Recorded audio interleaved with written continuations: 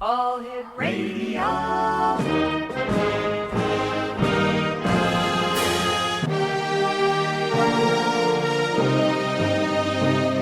Welcome to the X Zone, a place where fact is fiction and fiction is reality. Now, here's your host, Rob McConnell.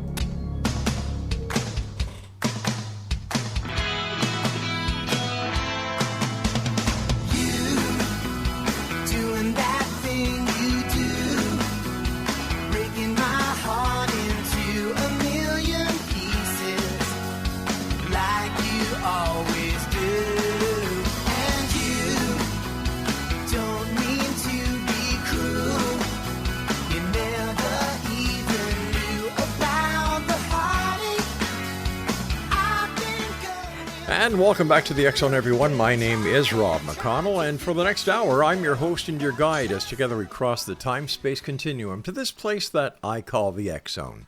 It's a place where people dare to believe and dare to be heard. It's a place where fact is fiction and fiction is reality.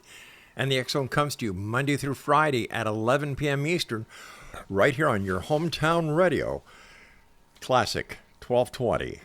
And, of course, the website is www.classic1220.ca. And if you'd like to send me an email, my email address is xzone@classic1220.ca. Joining me this hour is Lisa Story, and we're going to be talking about a very fascinating case that captivated the imagination as well as the attention of law enforcement throughout the United States and even in Canada. We're going to be talking about the D.B. Cooper case. And joining me now from Las Vegas, Nevada is Lisa Story. And Lisa, welcome to the X Zone. Thank you. Thank you so much for having me. Tell us a little bit about yourself, Lisa. Well, I am a public relations professional in Las Vegas. I'm a épée fencer, like on guard, not like putting up chain link fences. And I'm married and have two adult daughters who are both in the performing arts. So I will probably work until the day I die. Wow. And what was the fascination with you and the D.B. Cooper case? So the reason I'd heard about it, never paid attention to it, and one of my uncle's very good friends, Carl Lauren, started staying in contact with me after my uncle had nearly died in the mid to like 2005, 2006. Mm-hmm. And he kept insinuating that my uncle had this amazing past, and Carl had written a couple book drafts about my uncle. And while interviewing him, he had kept asking, "Are you D.B. Cooper?" When it first happened, when the hijacking first happened, Carl and Walt had been in a Michigan parachute team together in the 1950s, early 60s, doing crazy stunts out in the Saginaw airport. The media would come and do articles. Well, when the hijacking happened, Carl knew it was Walt because he had talked about robbing an airplane. And there were things about the hijacking that Carl said, "That's Walt." But my uncle would refuse to say it was him. Well, then Carl started telling me, "Look, your uncle's done this. He's done all of these different things, but I think he's Cooper." And so that's when I started paying attention. And on our annual visits to my uncle in Michigan, I'd ask him, "Are you D.B. Cooper?" And he wouldn't say yes, but he wouldn't say no. And then over time, when he knew Carl was giving me more and more information, and Carl and I had become family, even though we'd never met until after my uncle died. So then I just started looking up more and more information about the hijacking, writing my uncle's story from my perspective, mm-hmm. and the letters he'd send and the documents he gave me. And I've just really kind of gone into a deep dive over the last 10 years, but really about the hijacking itself and my uncle, not other suspects. Because to me, I think I know who Cooper is, so why would I look into other suspects? You know, there's probably younger people listening to us and saying, "Who is this D.B. Cooper?" Why don't you tell our audience about the D.B. Cooper case from your perspective? Okay, so you're right. And I think for a lot of us, it's such a folk hero, mm-hmm. right? He's become a folk hero because he got away with a very infamous crime. In 1971, there had been hijackings going on in the U.S. and all over the world, but this is the only unsolved hijacking. And so a man went on a plane and was very polite to everybody, quiet. In fact, the passengers did not even know the plane was being hijacked until they got off the plane in Seattle. And the flight was from Portland to Seattle. And the FBI took them in a room to talk to them. The only people who knew were the pilots and the 3 flight attendants, the 3 stewardesses.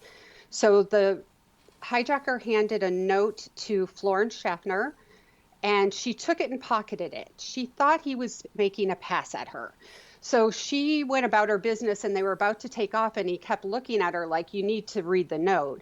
And the note said, "Miss, I have a bomb. Come sit next to me." So when she sat next to him, when she sat next to him, he opened his briefcase and showed what she thought were sticks of dynamite, some wires, a battery, and he said he'd set it off if he didn't get $200,000 cash and 4 parachutes, or 2 parachutes, 2 front and back parachutes. So she went up to the front of the plane and relayed that information to the pilots and sat with the pilots. Meanwhile, a very young 22-year-old stewardess named Tina Mucklow sat next to the hijacker. He said the ticket he had purchased was Dan Cooper, but the media got hold of it and called him DB Cooper, and that just stuck. During the flight, when they landed in Seattle, he only let Tina get off the plane, and she went and got the money and the parachutes, brought them back. Then he released all the passengers. He released the other 2 flight attendants. And while they were joking, she was joking with him about the money. And she said, "That's a lot of money. You want to share it with me?" And he said, "Yeah." And he handed her a pack of money, which is really interesting for me. Because my uncle did that on another robbery, as he handed the pretty female manager a wad of cash. So anyway, when they took off from Seattle, they were flying to Mexico. He said, "Fly to Mexico, keep it low, 15-degree flaps." And at some point, about within 10 minutes, 15 minutes of the plane being in the air, he lowered the back stairs. And back then, the 727 had stairs that went down from the tail. And he jumped out of the plane, never to be heard from again, or so people think. So there's a lot of speculation. Did he survive the jump? Did he not survive? If he survived, what happened to the money? What came after? What did he do with his life? So let's go a little bit backwards here. He's your uncle, right? Yes, Okay. He's my mom's brother. What is he like as a person? Growing up, was your uncle the type that you thought could actually have pulled this off? Absolutely. So I have like newspaper articles and everything, right? He had served in the military. He was paratroopers. He got a pararescue, Air Force pararescue, escape and evasion. He was called in for like the Berlin crisis, to be on hand and overseas to help during the Cold War when we were worried about Russia, to save American pilots. But he also was a petty criminal and had a violent temper. And I'll give you an example. My mom told me once that she had her mom's boyfriend tried to, he beat her. And so she told Walt. And so he took her to the house. My grandma was at work. He hid my mom under the stairs. He went inside. The guy was passed out drunk on his bed. And my uncle poured alcohol around him and lit the guy on fire. Ooh. And I asked my mom and my uncle, now he was 11 at the time. Well, wait a right? sec. Hold on here. Your uncle was 11 when he did this, poured the alcohol around the guy and lit him on fire? Yeah. Wow. And when I asked my mom and my uncle if the guy survived, they were like, "I don't know. We didn't care. We never saw him again." So he was somebody who, he had applied to the CIA in the early 60s. And while they were doing the background check, he came out of a bar with some friends, and some guy said, "Airborne ain't shit." I hope I can cuss. I'm sorry. If not, you'll have to bleep that. And so the next thing the guy knew is he ended up in the hospital. So my uncle was arrested for that. There was somebody who wouldn't move his car once. They blocked him in. He was late for work, and he asked the lady very politely because he believed in being polite. He has all kinds of letters to me about being polite. His diary has notes about that. And she wouldn't move the car, so he went up and he got a Tommy gun because he was illegally dealing guns for the Teamsters and Jimmy Hoffa in the 1960s. And he sprayed her car with bullets with the Tommy gun because she wouldn't move it.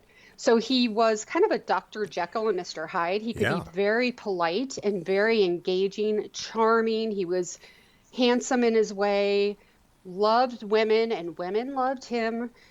But he also had a violent streak. And he had, quite a bit of crime under his belt by the time the hijacking came up. What was you like as an uncle? So as an uncle, he was great. I mean, I started writing to him when I was in high school and he was in the Middle East. And we became pen pals. And I think he just really found me amusing and my naivete and my, I'm going to bring world peace and all of that type of thing while he's over there, working paramilitary ops. Right. But I didn't know it at the time. But as an uncle, he would send me things and write letters. He loved to write letters, and he was very humorous. He was, he very much, when I was an adult and we were visiting with my kids, he appreciated my child rearing. He knew he had been a really horrible father and an absent father. So as an uncle, he was great. He was the kind of person that, had I known a little more, I probably could have used his skills here and there. But he was very, I don't know, affectionate even. I mean, not affectionate physically. Like, it's not like he hugged me or, that kind of thing. But his letters are, my darling niece, how are things going? And if I didn't write back to him right away, he would write a letter to my dog and, say it must be awful to live with those people. They're not so, they're rude and not writing letters back. So he had a great sense of humor and was, I always looked at him as the adventurous person because I knew he had lived all over the world. I've got about a minute, Lisa, before I have to go for my first break. And I have to ask you this. Why are you telling the world this story here on the 52nd anniversary of his hijacking of the Northwest Airline Flight 305? I think I'm more interested in what his life was like afterwards, but I just feel compelled to get his story out there. And he was such a fascinating human.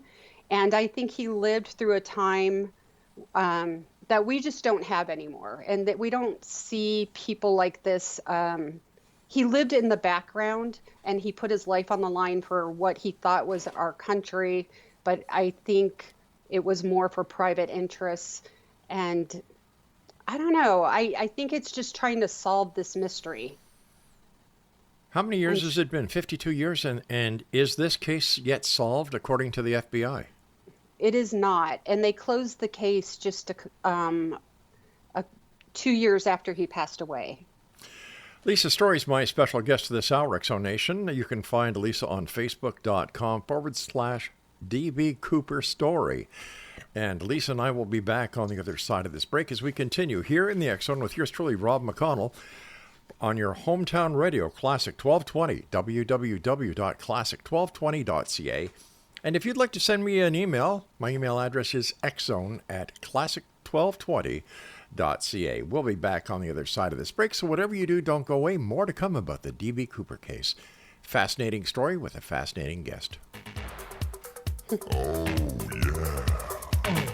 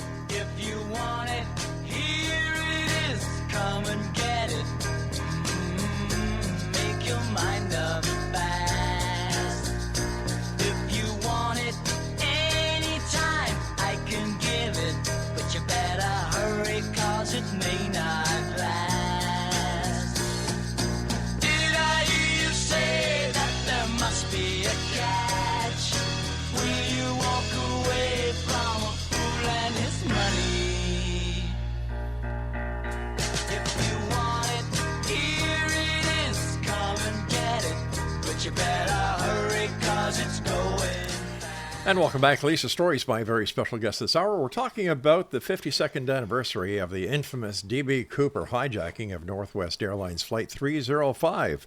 Lisa is the niece of Waldriga, who, well, can we say that he was, without a shadow of a doubt, D.B. Cooper? I believe he is, but I can't, unless I could produce one of the $20 bills. Mm-hmm. I don't think anybody would buy it, right? I can draw a lot of parallels, including expressions, the fact that he gave Tina Mucklow a handful of money, which would have been 10 grand. He did the same when he robbed a Bob's Big Boy restaurant a few years before. I think the biggest reason people don't believe it is because we did track down exactly where he jumped, where he landed, an eyewitness. Based on what he remembered, and then Carl, his buddy, was a pilot and pulled out pilot maps and tracked down the eyewitness. Okay, so let's just go back a little bit here, because I'd like to know, based on knowing your uncle, why he did this. Right. So I asked him that, and that was the one when he started, when he finally talked to me about the hijacking. He said he was better dead than poor. He had been, he had skipped town after robbing the Big Boy, and he had been moving around. He was working for the Iron Workers Union in Detroit and couldn't get full union membership, so he filed a case with the National Labor Relations Board.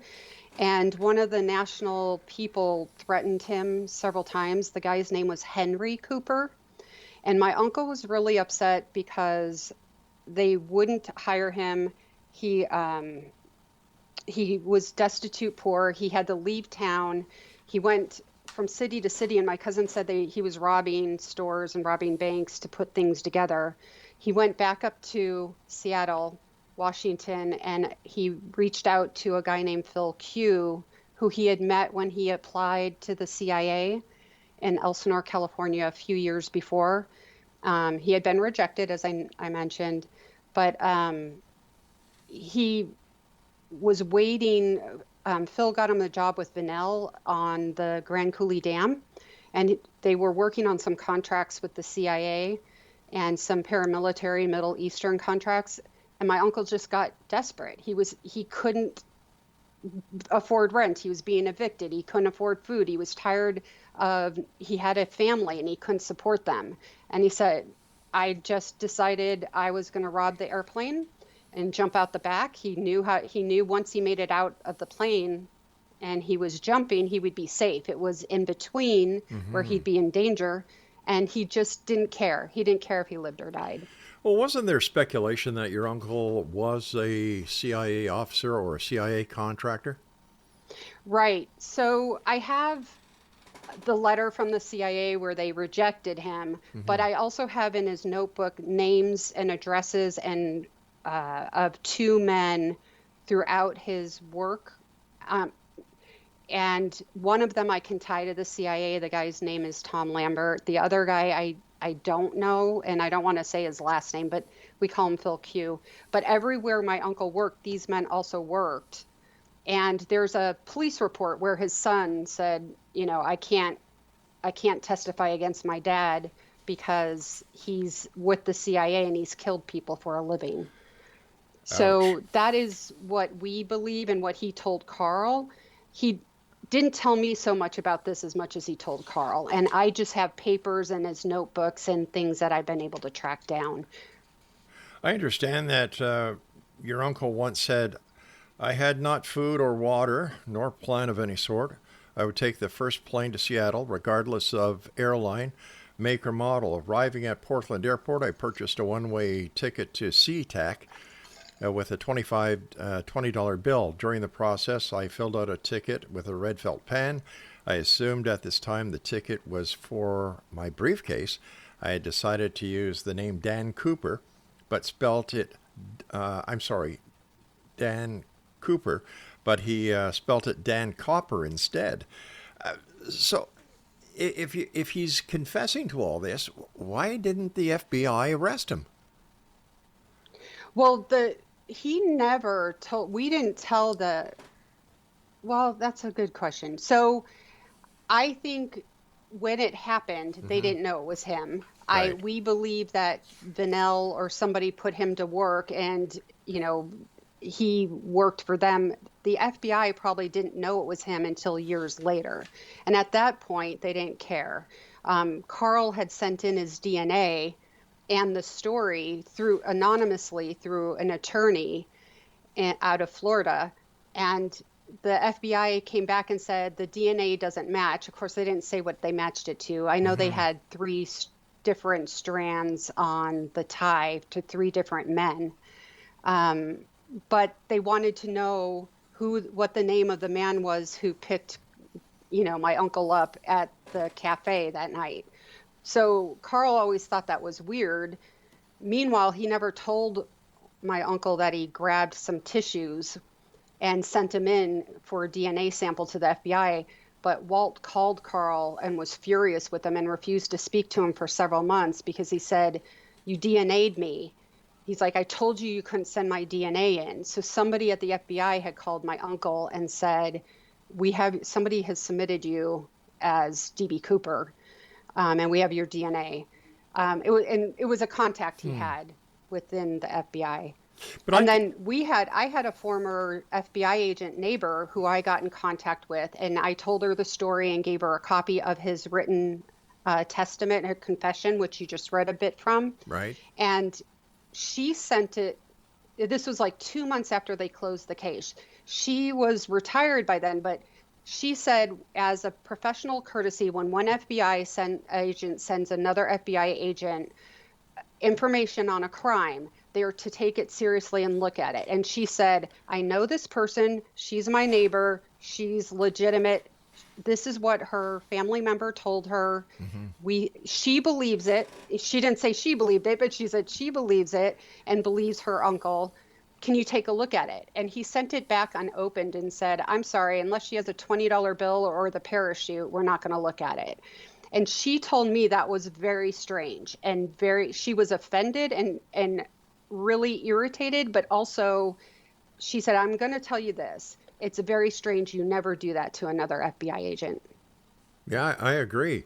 Even if the FBI close a case, it's a cold case. And if evidence surfaces like this would, especially a confession, that case would be reopened. You would think so. Yeah. And, Carl was able to get several hours of recordings of Walt talking about it. And, he had to pull information out. My uncle was not a braggart. He wouldn't sit around and tell these tall tales and exaggerate. And you would have to pull the information out of him. And so Carl is on tape, like you can tell. He's like, because Walt had talked to Carl before about this. But we have recordings. We have the eyewitness is still alive. He had told family members about this encounter he had with a man who was soaking wet and freezing and he had wrapped around something under his arm, his raincoat. He wasn't wearing it. And he had told family members over the years about this strange encounter. He never called the FBI because they said the guy jumped like 80 miles away and the sketch looked like an alien. So I don't know. It's just very interesting that the FBI has never looked into this. And it may be because at some point Walt was being protected. Protected, but why? Because of the work he did afterwards. So I have tons of paperwork, documentation, police reports, handwritten letters from the 1950s and 60s for Walt and from 1974 to the end of his life. There's a period from 1970 to 1973 that I have nothing. There's nothing. And it's very odd to me. He said after the hijacking, when he was approached on the job site, he went and bought a new car. He paid cash for a house. The person he bought the house from is on video recorded where he remembered my uncle because he was so polite. He talked about how he took cash, how he had a new car. So when Walt was approached at the job site a few months after that, the hijacking, and said, "Do you want to go to jail?" "No, you work for us then." he went back and forth to Boise, Idaho, and he said he did like it was more psychological training in the sense of he knew military, he knew self-defense, he knew escape and evasion, he knew how to survive with nothing more than a pocket knife, right? In the forest. And but what he didn't know is like how to interact with people if you're I don't know, doing I don't think he was a spy so much as a paramilitary and stuff, but he talked about it being like they would ask him questions like, would you rather stay late and clean your desk or go out with a pretty woman or something like that? I mean, he said the questions were really odd, the things that they would put him through. All right. How did you track down this witness? So Carl, his buddy, is the one who tracked him down, although I have talked to him and met him myself. Carl was a pilot, and Walt remembered that he hit a dead tree, broke his leg, walked up a little knoll, saw some lights down, walked down. There was a lumber dump truck that passed him on the road and pulled into the cafe.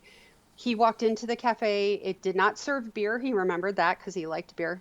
And it had gas station, had gas pumps. He went in. There was a guy dressed like a cowboy with a guitar. And he asked the guy, hey, I need to give my friend directions. Would you give him directions? And the guy said, sure. So my uncle called his friend Don Brennan and called the cowboy over. And then my uncle bought him a cup of coffee. They shook hands, and the cowboy said, I'm playing in a band, in a country band. So I got to go. Thanks for the coffee. And Walt said, thanks for the directions. Walt remembered the freeways he took home. He remembered also that there was like a river. He saw a couple different roads that intersected, and he remembered the freeways and the pass and how long it took for him to get home. So based on that, Carl pulled out pilot maps, and he just figured out that it was more like a vector too, where the plane went more east and then turned south at a place called Ellensburg, and that Walt was along this one freeway. So he and Loretta his wife started calling these different cafes and asking around. And he got hold of somebody at a cafe that said, I think you're talking about the Teanaway Junction Cafe near Cleellum. But ironically, it's burnt down and been replaced by a fire station. All right, we're going to have a little bit of a cliffhanger here. I need to take this next break. And Exonation, our guest is Lisa Story, and we're talking about the D.B. Cooper case. This is the 52nd anniversary of the infamous D.B. Cooper hijacking of Northwest Airlines Flight 305. Interesting. Tell me. Send me your thoughts. Send me your comments. Exxon at classic1220.ca is our email address. And this is the Exxon, and you're listening to us on your hometown radio, Classic 1220, www.classic1220.ca. We'll both be back on the other side of this break. Don't go away. But you better hurry, 'cause it's going fast. Step right up, ladies and gentlemen, to the greatest show on earth. Well, she was born in a fun house. She grew up on a wild mouse, driving a bumper car around the ground, and a big rig from town to town. She sleeps on a roller coaster. She looks like a girly poster. She did both Barnum and Bailey at these 3 shows daily. She's a carnival girl. She's more fun than a tilt-a-whirl.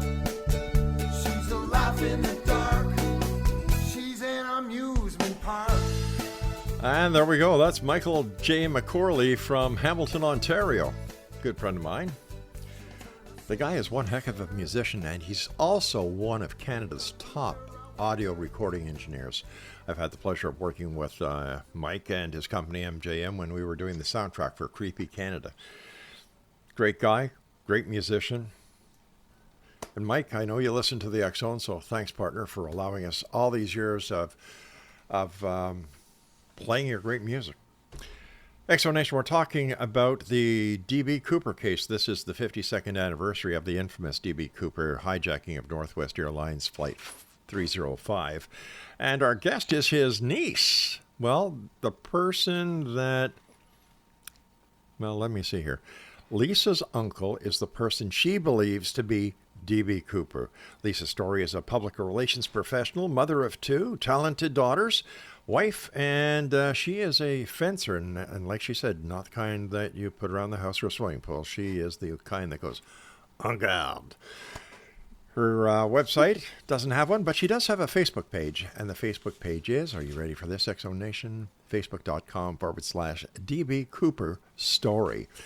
I understand some of the money was actually recovered. Yes. So when Don Brennan picked Walt up from the cafe, he handed Don 3 packs of money and said, you know, this is for your troubles, and also don't tell anybody what happened. But that was, Carl had been able to figure out that he was at the Teanaway Junction Cafe, right? And we think that Don spent like, you know, maybe $20, but got spooked. Don was actually pulled in by the FBI and interviewed. He was a smoke jumper. Smoke jumpers are firefighters that jump in to parachute in. He and Walt had gone way back. Don had given Walt some fake identifications when he was on the run from the Bob's Big Boy robbery. So Don and Walt had been really friends until Don died of Parkinson's and sometime in the 2009, I think. Oh, that's horrible. I know. So we were talking, do you want me to finish how Carl tracked down? Yeah. So Carl found the area, so he flew to Seattle and rented a car and drove to Cle Elum, Washington, and started asking around. Was there by chance, I mean, this is crazy, right? Was there by chance a guy who lived here 30, 40 years ago, who was in a cowboy band, but also worked for a lumber company, was a lumber dump truck driver, and would have been maybe having coffee at the Teanaway Junction Cafe on a regular basis. And he got transferred around and recommended that he go talk to Wayne Willett, who owned, I think it was either a gas station or a truck repair shop. And Wayne said, oh, my dad owned that cafe. And I think I know who you're talking about. His name is Jeff Osiadich. He has lived here his whole life. He's really well known. And he played in a cowboy band. So Carl left his information with Wayne and said, when you see him, can you ask him to call me? So Wayne contacted Jeff and said, there's a guy from Florida who's looking for you. And he left his phone number. And the way Jeff tells it, he's thinking, oh my gosh, is this the IRS or a jealous husband? He's like concerned because he was quite the Casanova in his day. And he finally called Carl, and Carl said, I'm just curious if you remember, like on right before Thanksgiving, giving directions to somebody in a cafe. And he goes, let me think about that. He goes, oh yeah. He goes, it was the weirdest thing. He was soaking wet. He was beet red. He was shaking, but he wasn't wearing his coat. And he had really nice penny loafers. And he goes, I always wanted a pair. He goes, I gave him directions. We shook hands. He bought my coffee. I apologized. I felt really bad. I said, I'm sorry I didn't stop on the side of the road and pick you up. But I was in the company truck and it's against company policy. Plus I didn't have a passenger seat. And he said that Walt said, don't worry about it, kid. We're good. I'll pay for your coffee. They shook hands and he left. And he remembers that night because it was the first night of his playing professionally in a band. He was playing for the Louis Osmonovich band. And he was playing at the Grange and was just stopping to get a coffee on his way there. And he said he told his family throughout the years about this strange encounter, but he never called the FBI, like I said, because when he heard the news a few days later, they said the guy had jumped, 80, 100 miles away. Plus when he saw the sketch, the later sketch, the first sketch looks like my uncle, but that one's never released. And that the first sketch is one based on Tina Mucklow's interview immediately after the hijacking. And then they changed it after getting input from the mail passengers and the mail ticket agent, who weren't even aware that the guy was a skyjacker when they were near him. So I think her testimony should probably be taken more seriously. I remember watching a special years ago on the DB Cooper case, and there was a part in the special where a young boy found some of the money. That was the Tina Barr money. So that money is the money we think Don Brennan got from Walt for picking him up. And we think Don either dumped it or buried it near there. And the reason that I really think this is what happened is when the bank security officer when the FBI interviewed the bank security officer immediately after the hijacking, he said that the money was pulled from a reserve that they had set aside for kidnappings, hijackings, that type of thing. So it was already bundled. The serial numbers were already on microfilm. He said the money was wrapped in bank-type bands with Seattle First National Bank, Federal Reserve, and other banks on them, which means it's a paper band with printing, right? Right. And then Tina Mucklow said in her interview immediately, like the hours after, she told the FBI that when DB Cooper was going through the money, it was wrapped in bank-type bands. The money that was found at Tina Barr was in rubber bands.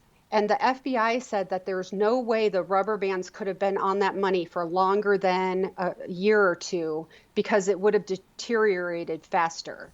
So that money, whether you believe Walt is DB Cooper or not, I really feel strongly the fact that the money was in rubber bands and the FBI was like, there's no way that would have lasted out in the elements for more than a year or two, then I think that it shows whoever jumped out of the plane, I do believe it was Walt, but whoever jumped out of the plane rewrapped the money. That money that was found at Tina Barr was rewrapped with rubber bands. There was no indication of paper bands anywhere. Even though the money was badly deteriorated, there still wasn't a little speck from the paper bands. So that's why I think that was the money Don Brennan got and dumped there. So I guess it's safe to say, based on the information and the evidence that you have collected over the years, the people that you've spoke to over the years, that in your mind, Lisa Story, there is no doubt whatsoever that your uncle Walt Pekka, also known as Rika, was in fact DB Cooper. There is not a doubt. If I have a doubt ever, I look back at some of the characteristics that I know of him. Like Tina Mucklow said that when they wanted to leave the plane, when Florence Schaffner and Alice Hancock wanted to leave, he said, whatever you girls would like. He said that to me all the time, as I said, as I noted before. There was the giving money back. How many criminals do you know are doing an armed robbery with a machine gun and immediately hand back money, or are robbing an airplane and under great duress of not knowing if they're going to survive or the FBI is going to storm the plane and take you out? And the pretty female stewardess asks, you want to share the money? And he's like, sure, hands it to them. I think it's almost those characteristics that, for me, remind me all the time of how much the story about DB Cooper and the FBI reports and from the other witnesses tie to him. How do you deal with skepticism when you tell your story and you're sounding very honest? You sound very credible. I have no reason to doubt you. I'm an ex-policeman, so you're. Pardon? I didn't know that about you. Yeah. So you're telling me things that, as a former law enforcement officer, I can understand where you're going with it. But how do you deal with the skepticism that I'm sure you must get from some members of the media? Well, I don't really go to the media.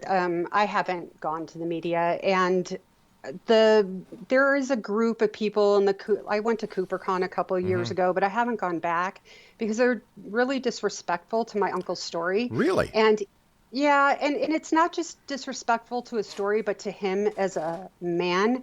And he did serve this country in very dangerous ways. I mean, he may have been a petty criminal, Yeah. but he was also somebody who served this country over in special forces. He put his life on the line. And what happened after? He worked behind the Iron Curtain. After the hijacking, he spoke fluent Russian and Polish. My grandparents spoke it in the home. So he worked in Poland and did different things. So that I just don't follow those people anymore. And Carl, before he died, I talked to him on the phone the week before he passed away, or 2 weeks before. And then I saw him a week before he passed away. I went to see him. But he told me on the phone, he just shouted at me. He's like, "Lisa Story, don't you doubt for a minute your uncle was D.B. Cooper." Like, he was so adamant because I was talking about how that group of citizen sleuths that are out there trying to solve this won't take him seriously because they don't feel the flight path aligns. Well, there's a lot of information in the FBI documents and the eyewitness reports that are contradictory, right? And there are a lot of possible explanations. So I guess at this point, I just ignore those people and I'm just telling my story. People can believe it or they don't Sure. believe it. And of course, if in fact the case is closed, and if in fact, your uncle was D.B. Cooper, and I'm not doubting you, the CooperCon is a dead issue because the case is solved. It's over. Right.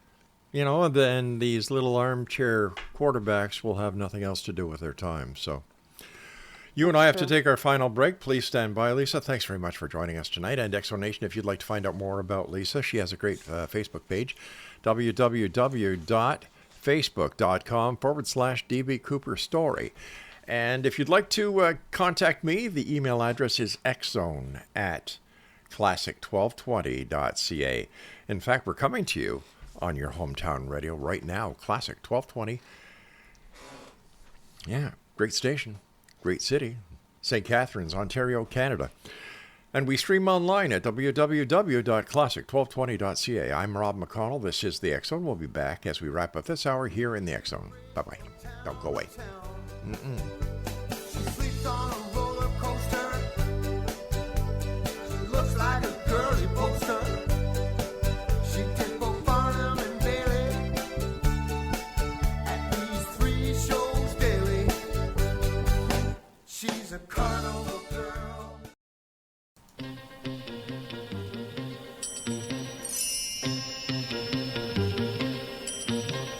Who wants to buy this diamond ring? She took it off her finger now. It doesn't mean a thing. This diamond ring doesn't shine for me anymore. And this Welcome back, everyone. Lisa Story is our guest. And if you'd like to contact Lisa, her email address is dbcooperstory@gmail.com, and her Facebook is facebook.com/DB Cooper Story. And this is the X Zone on your hometown radio, Classic 1220. We stream at www.classic1220.ca. First of all, Lisa, thanks very much for coming on the show. This is a fascinating story, and it doesn't stop here, though. It doesn't stop here because I understand there's something to do with diamonds as well. Right. So while Walt was working in the Middle East and, Africa, Algeria, all these different places, he realized he was going from contract to contract. And while he had money sitting in the bank in Canada from the hijacking, it wasn't enough to retire on forever, right? $200,000 is not all that much money in today's day and age, and even back then. So he decided that he needed to recreate his own retirement account. So he had heard that you could get diamonds from Sierra Leone and trade them out. And he just by really trial and error figured out and had just a series of adventures and misadventures in Sierra Leone mining for diamonds. And go ahead. Sorry. No. I was just going to say, and you co-authored a book with Carl Lauren entitled "Pardon Me, Father." It's the mostly, and I get a kick out of this. The mostly true is underlined story of a diamond smuggling priest. Right. So here I had a draft of Carl's book, but it was not completely finished and the plot lines weren't all put together. I knew a lot of the story because my uncle had told me directly these stories, but Carl had really gathered a lot of information. And with his wife's permission, I finished the book, and I had to publish it as fiction because there were facts that weren't fully explained and plot lines that I had to pull together. But basically, and I have the paperwork that kind of supports a lot of the story. Walt went to Sierra Leone and he was kicked out of the country the first time. He was not successful. So then he did research before he went back the next time. And he adopted the bartender, the adult bartender at the Mamiyoko Hotel. And with that, he was able to create documentation that said he was a natural-born citizen of Sierra Leone, which gave him the rights to get a diamond mining license. And so then he went into an area where the diamond mines were and hired a crew out of the native people there, the tribal leaders. He paid a tribal leader. So he got all of these diamonds on several different, they panned for them almost like you pan for gold, right? And the different streams and stuff. Well, he'd get these diamonds, but he couldn't afford the export license. So he smuggled them out dressed like a Catholic priest. Well, that takes quite a bit of ingenuity and imagination. It does. And also there were a couple times like it wasn't safe either. I mean, he was dealing with warlords and, there was a time where he bought a rusty gun because he had diamonds and he knew he was out in the middle of nowhere. And a couple guys came to rob him one night. He shot them. And there was another time that he was out there and he thinks it was the Israelis, but they would also protect their diamonds. So they had commandos come and shoot some of the people on, one of the crews. I mean, he just had all these different stories about how dangerous it was. And if you got caught exporting these diamonds out illegally, then, as he always told me, they don't put you on trial. They just take you out back and shoot you. So he just had a lot of confidence and he just figured, I'm going to just fake it. One of the chapters in your book is called Love and Lies. Can you tell us a little bit about that? So Walt had said he fell in love with somebody in Antwerp who helped him trade the rough stones in because he was nobody. He was an independent contractor. But that storyline wasn't finished. And Carl had Walt crying over this woman. And I knew my uncle. There was he loved women, but he wouldn't be in tears all the time if a woman broke up with him. So I had to really work out a plot line that made sense. And so I tied in my uncle's CIA connections and the fact that he spoke Russian and all of that into the plot line. But that's kind of where, the love interest comes into play in the story. In the acknowledgments, it says, this book would not exist if not for the insane adventures of my uncle, Walter Recca. Rika or Recca? He pronounced it Recca. I always said Rika.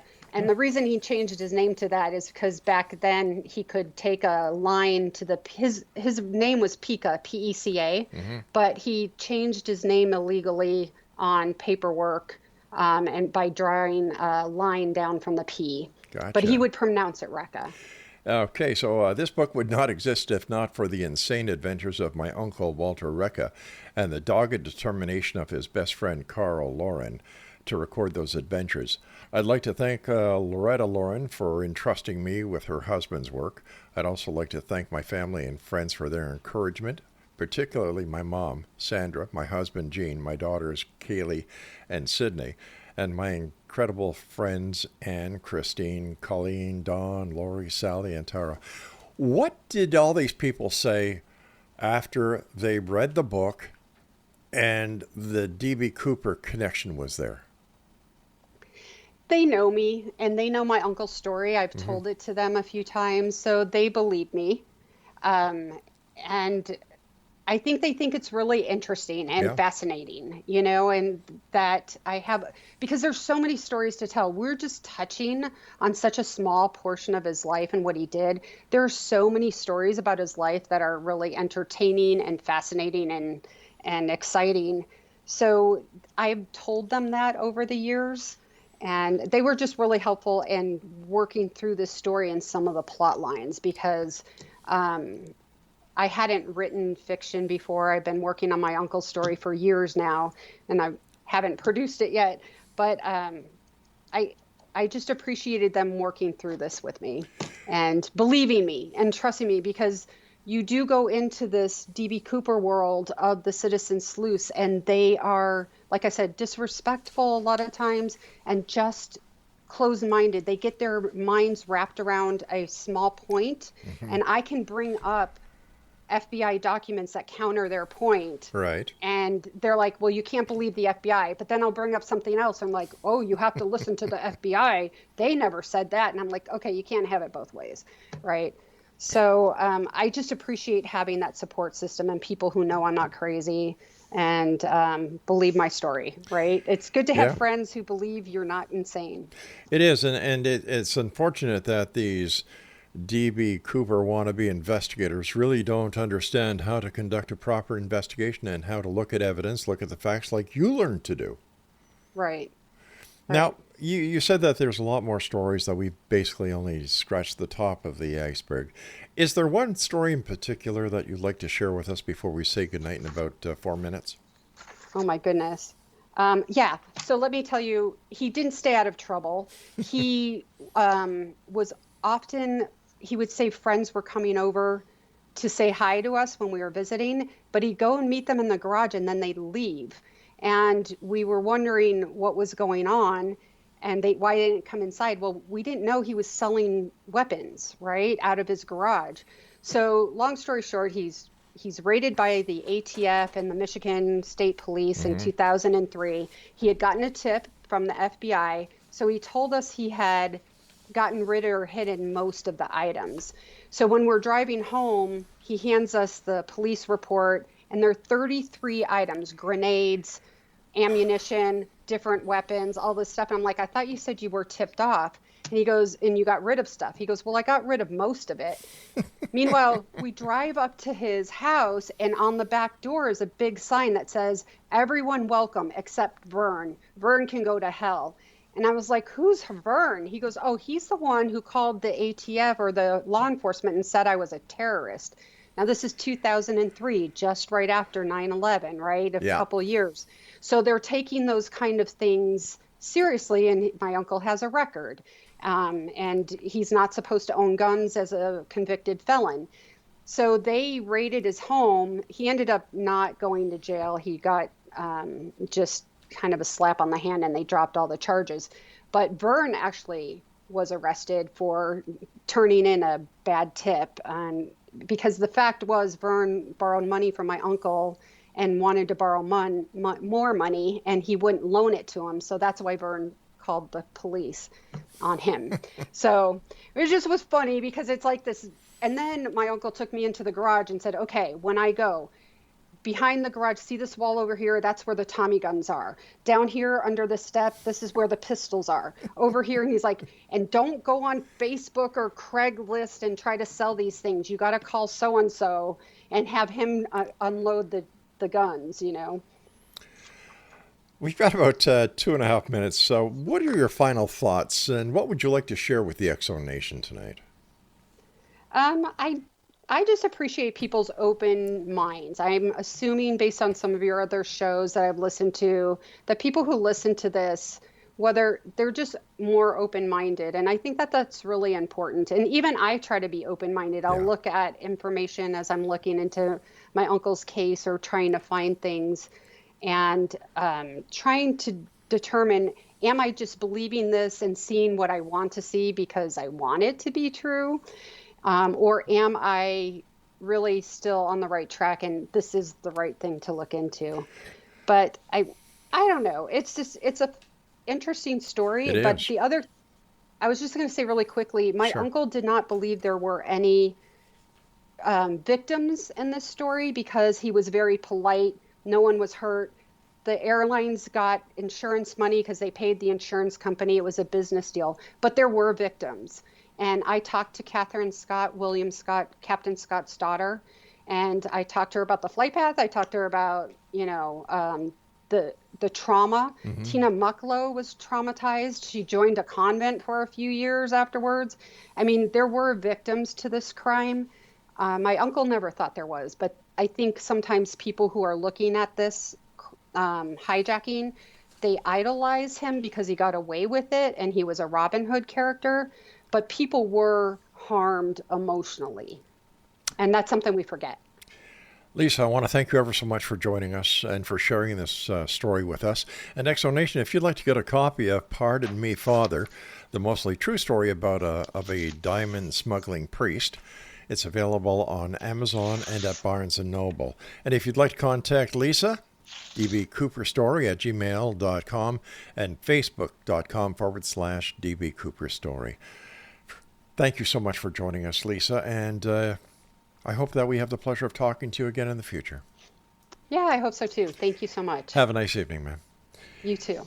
Exo Nation, our guest this hour has been Lisa Story, and she is the niece of the person that she believes, and based on all the evidence that she has here, I don't see how it can be anything else but the niece of D.B. Cooper. I'm Rob McConnell. This is the X Zone, and you're listening to us on your hometown radio, Classic 1220, www.classic1220.ca.